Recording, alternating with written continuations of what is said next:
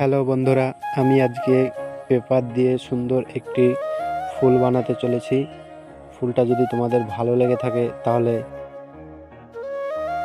চ্যানেলটিকে সাবস্ক্রাইব আর ভিডিওটিকে লাইক করে দিবে, আর কেমন হয়েছে কমেন্টে বলে যাবে।